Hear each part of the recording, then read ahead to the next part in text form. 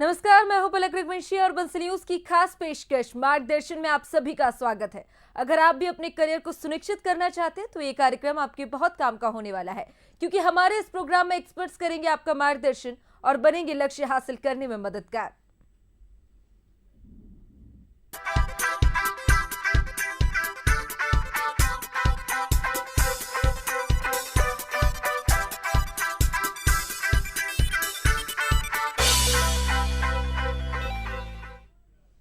हमारे खास कार्यक्रम मार्गदर्शन में हम उन लोगों से आपको रूबरू कराते हैं जो शिक्षा के लिए बेहतर काम कर रहे हैं, छात्रों के मन में करियर को लेकर उठने वाले हर सवालों का जवाब देते हैं और कैसे शिक्षा का स्तर बढ़े इसके लिए कोशिश कर रहे हैं।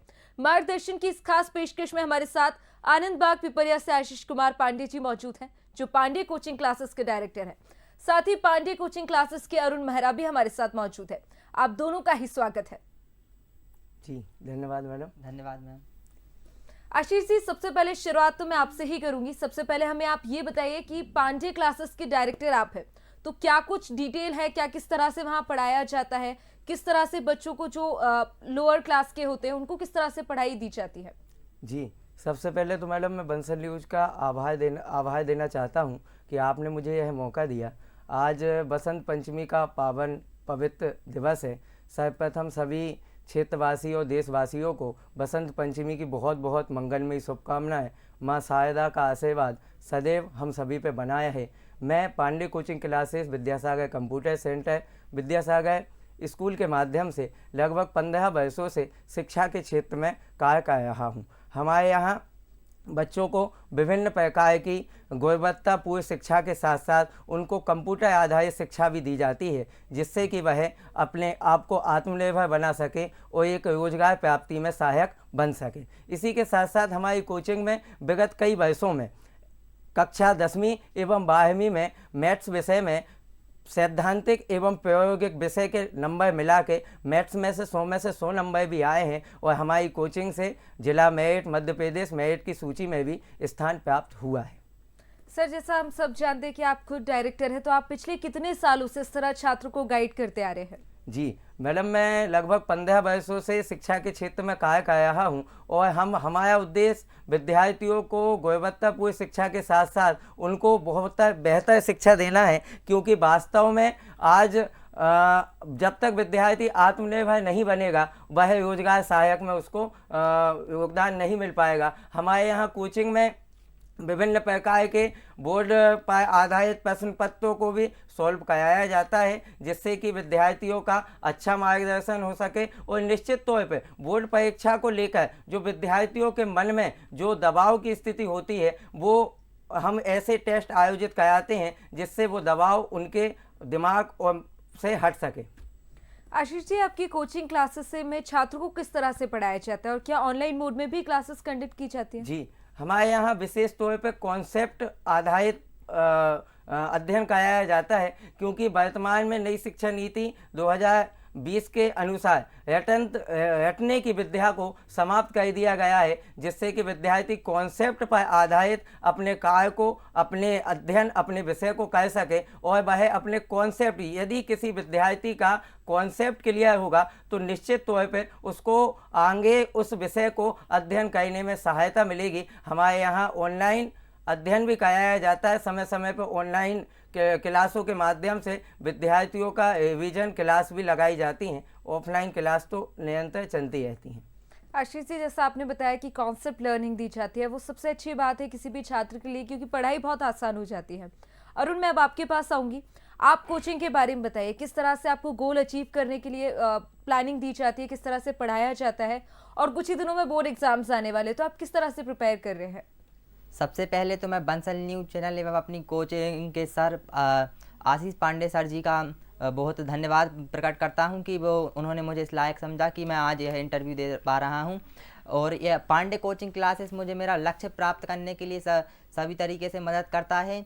उसमें बहुत सारे टेस्ट होते हैं तथा बोर्ड पैटर्न पर आधारित 2 पेपर लिए जाते हैं, जिसमें हमारी प्रैक्टिस होती रहती है एवं सर हर सवाल को एकदम बारीकी से समझाते हैं। जैसे अगर किसी विद्यार्थी को कोई सवाल समझ में नहीं आता है तो सर 3 से 4 बार पूछते हैं कि आपकी समझ में आया है कि नहीं।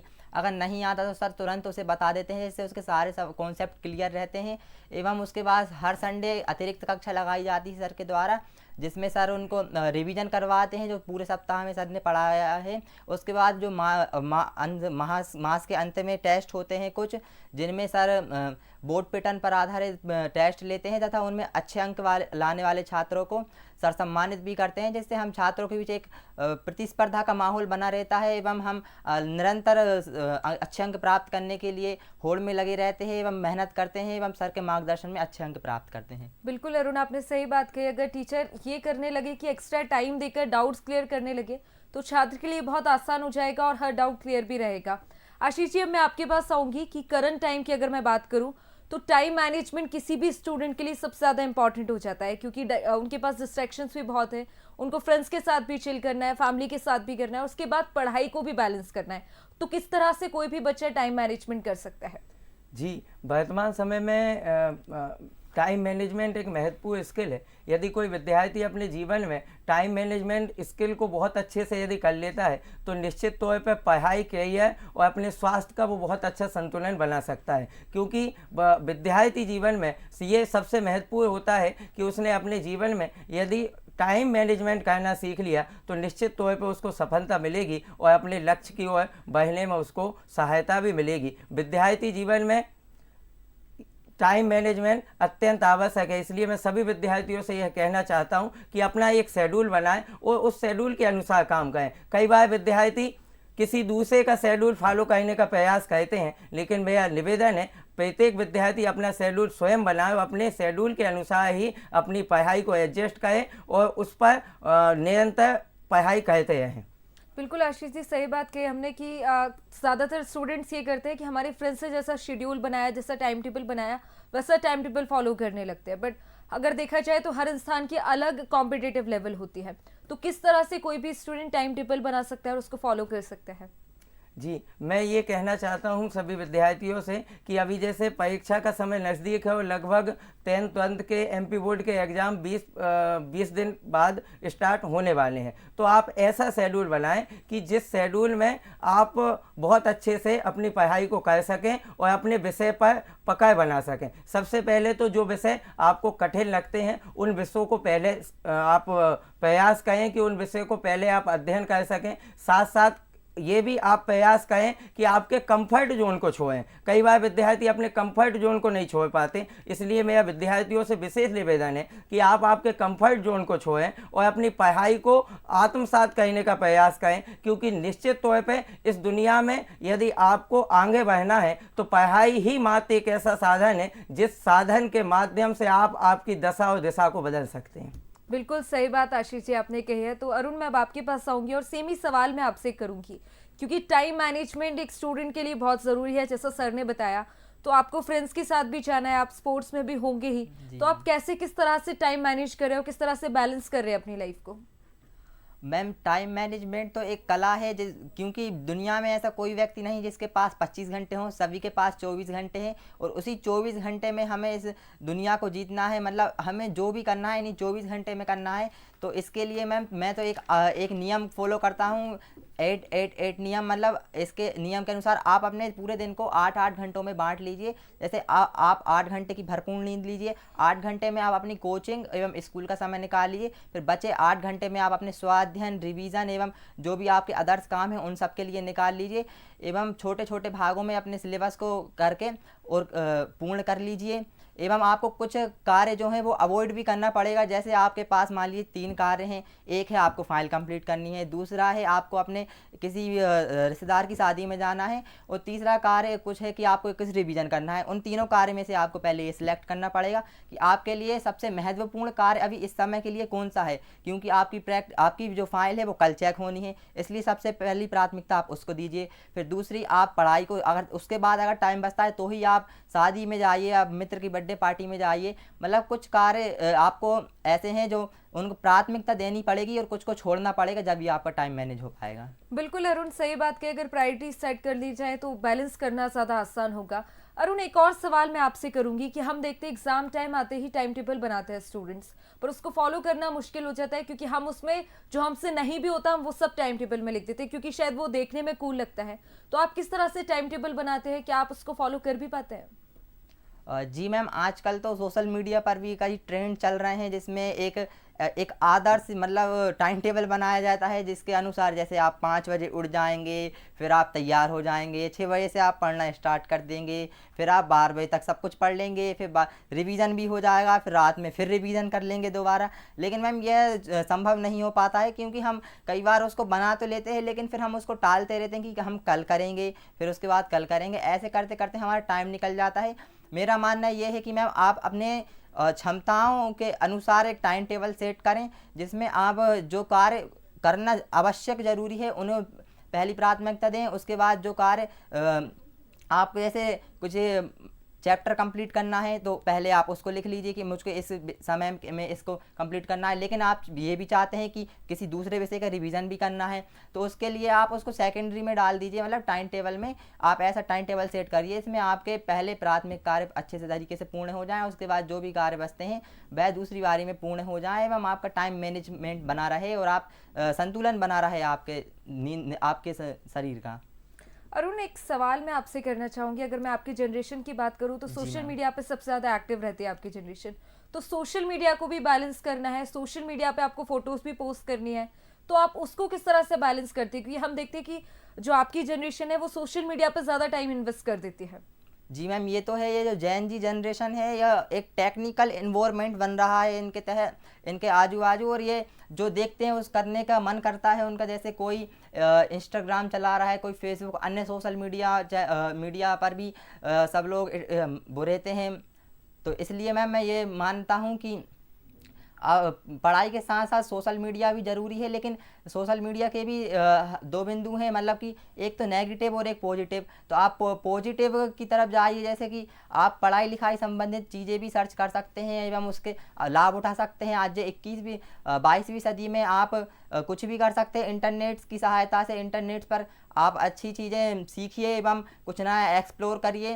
मतलब आप एक पोस्ट लाइक कर देंगे, पोस्ट कर देंगे कोई भी आपकी पोस्ट, और उस लाइक देख के खुश हो जाएंगे, डोपामिन आपके शरीर में मतलब आपके दिमाग ले लेगा और आप खुश हो जाएंगे। सिर्फ यह महत्वपूर्ण नहीं है, आपको अपनी ज़िंदगी में अगर कुछ करना है तो आपको एक महत्वपूर्ण प्रभावी रणनीति से अपने लक्ष्य की ओर अग्रसर होना पड़ेगा। बिल्कुल सही बात अरुण आपने कही। आशीष जी, मैं अब आपके पास आऊंगी। आजकल अगर स्टूडेंट्स की मैं बात करूं तो उनके ऊपर एक्सपेक्टेशन का काफ़ी ज़्यादा प्रेशर होता है, बोझ होता है अपेक्षाओं का। ऐसे में स्ट्रेस मैनेजमेंट किसी भी स्टूडेंट को बोर्ड एग्जाम से पहले होता है, पूरे सेमेस्टर के टाइम पे होता है, तो किस तरह से उससे कोई भी स्टूडेंट डील कर सकता है?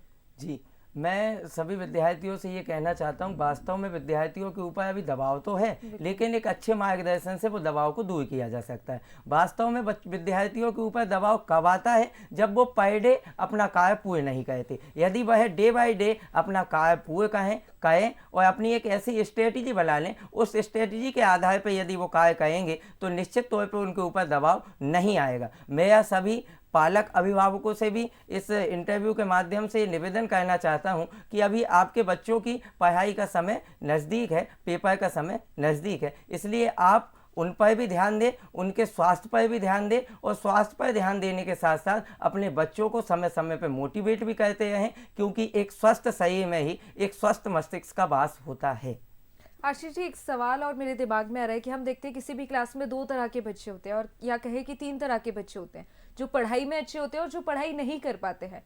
तो आपकी क्लासेस में उन बच्चों से कैसे डील किया जाता है जिनको अचानक से एकदम से समझ नहीं आता है और बोर्ड पे वो सवाल भी नहीं करते क्योंकि इंट्रोवर्ट पर्सनालिटी उनकी है, तो उनसे किस तरह से आप डील करते हैं? बहुत सही मैडम, सही बोला है आपने। क्लास में ऐसे 2 टाइप के विद्यार्थी होते हैं। कई विद्यार्थी ऐसे होते हैं जिनको एक बार में पूरा कॉन्सेप्ट समझ में आ जाता है, लेकिन कई बार विद्यार्थियों को एक बार में समझ में नहीं आता। ऐसे विद्यार्थियों के लिए हम अलग से डाउट्स क्लास लगाते हैं। वो डाउट्स क्लास के माध्यम से उनके डाउट्स को क्लियर किया जाता है। एक जैसे एक कोई सवाल है, उस सवाल को स्टेप बाय स्टेप कम से कम 3 से 4 बार उनको समझाया जाता है। और कई विद्यार्थी ऐसे भी होते हैं जिनको केवल मतलब पढ़ाई की महत्वपूर्णता को यदि वो नहीं समझ पाते, तो सबसे पहले ऐसे विद्यार्थियों को ये बताया जाता है पढ़ाई आपके लिए कितनी आवश्यक है, और पढ़ाई यदि आप व्यवस्थित करेंगे, मन लगा के करेंगे, निश्चित तौर पे ये आपके भविष्य की दशा और दिशा बदल देगी। इसलिए विद्यार्थियों को पढ़ाई की महत्वपूर्णता को भी बताना अत्यंत आवश्यक होता है। बिल्कुल सही बात आशीष जी आपने कही। अरुण, मैं अब आपसे पूछना चाहूंगी कि एग्जाम टाइम पे स्ट्रेस की हमने बात की, सर ने बताया, लेकिन एग्जाम टाइम पे कोई भी स्टूडेंट किस तरह से डील कर रहा है, क्योंकि उससे फ्रेंड से अगर बात कर ली तो शायद अच्छा लगता है, ऐसा बोला जाता है कि फ्रेंड से बात कर लो, फैमिली से बात कर लो, कई बार पर पॉसिबल नहीं हो पाता है, नहीं बात कर पाते, ओपन अप नहीं हो पाते, तो आप किस तरह से स्ट्रेस से डील करते हैं? जी मैम, अक्सर यह कहा जाता है कि जो स्टूडेंट्स एग्ज़ाम टाइम में मतलब कि तनाव का अनुभव कर रहे हैं, उनके लिए ऐसा कहा जाता है कि अपने मित्र से बात कर लें, या फिर जो आपके मनपसंद कार्य हैं उन पर आप समय व्यतीत कर लें। जैसे आपको कुछ हॉबीज़ है, डांसिंग है, स्पोर्ट्स है, या कुछ है, उस पर कार्य कर लें। जैसे मैम, मैं कुछ इंटरनेट, जैसे मेरे को स्ट्रेस होता है तो मैं इंटरनेट पर कुछ अलग डॉक्यूमेंट्रीज देखने लगता हूँ, जिससे मुझको सीखने को भी मिलता है एवं मेरा स्ट्रेस पूरी तरीके से दूर हो जाता है, और मैं अपने एग्ज़ाम में फ्रेश माइंड से एग्ज़ाम देता हूँ तो मेरे अच्छे अंक आ पाते हैं। मैं ये मानता हूँ कि आप जितने फ्रेश माइंड से आपके एग्ज़ाम को अटेम्प्ट करेंगे, उतने अच्छे अंक आपके आएंगे। सही बात है। अगर आसान शब्दों में कहा जाए तो आप डिस्ट्रैक्ट कर लीजिए कुछ समय के लिए, आपको उससे बेटर फील होगा। आशीष जी, मैं अब आपके पास आऊंगी। अगर मैं आज के टाइम की बात करूं और पुराने टाइम की बात करूं तो टेक्निकल एजुकेशन अब बहुत ज़्यादा आ गई है।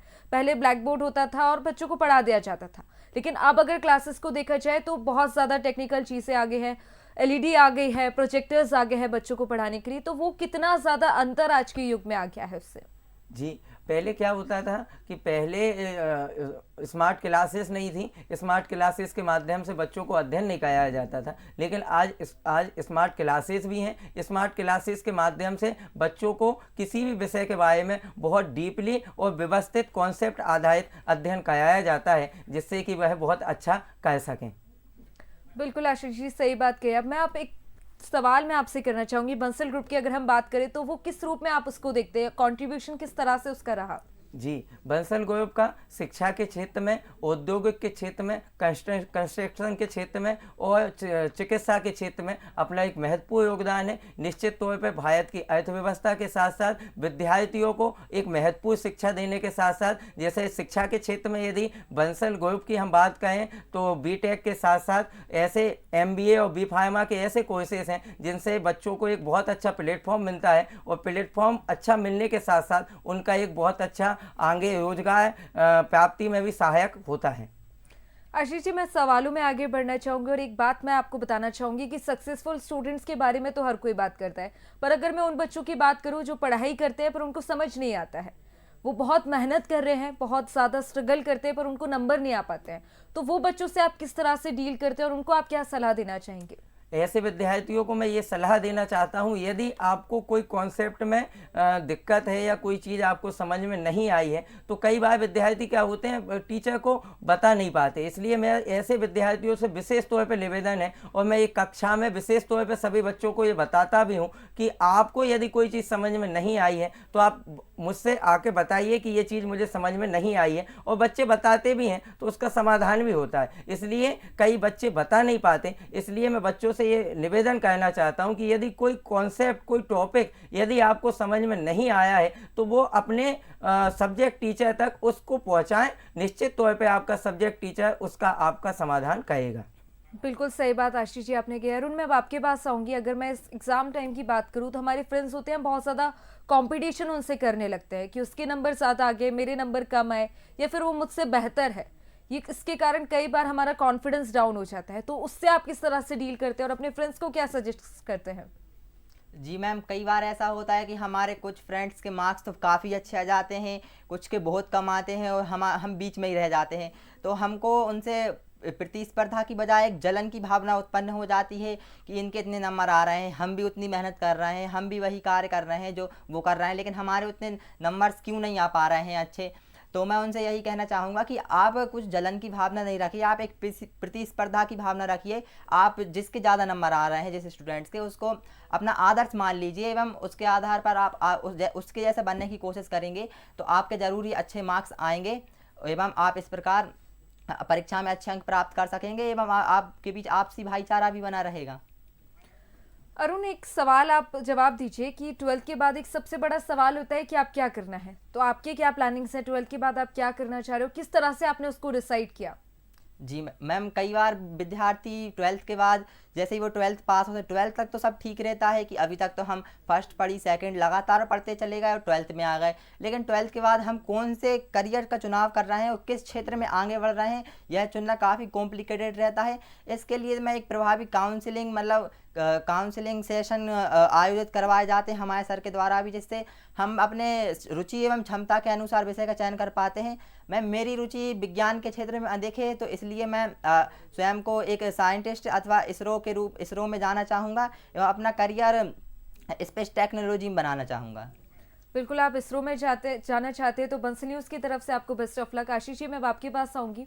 आज के छात्रों को आप क्या सलाह देंगे? गाइडेंस मतलब स्पेशली 12th के बाद कौन सा फील्ड उनके लिए बेहतर होगा जिसमें जॉब सिक्योरिटी के ऑप्शंस ज़्यादा उनके पास हो सकते हैं? जी, 12th के बाद सबसे पहले तो विद्यार्थी अपनी रुचि और अपनी योग्यता के अनुसार अपनी चीज़ों को डिसाइड करें। वास्तव में वर्तमान समय आईटी का दौर है, आईटी के दौर के साथ साथ एआई का ज़माना है। इस ज़माने में यदि आप टेक्निकल से संबंधित कोई भी कोर्सेज करेंगे, जैसे टेक्निकल एजुकेशन या कंप्यूटर बेसिस कोर्स या स्किल डेवलपमेंट वाले जो भी कोर्सेज होते हैं, तो निश्चित तौर पर रोजगार प्राप्ति में ये आपके लिए बहुत सहायक होंगे।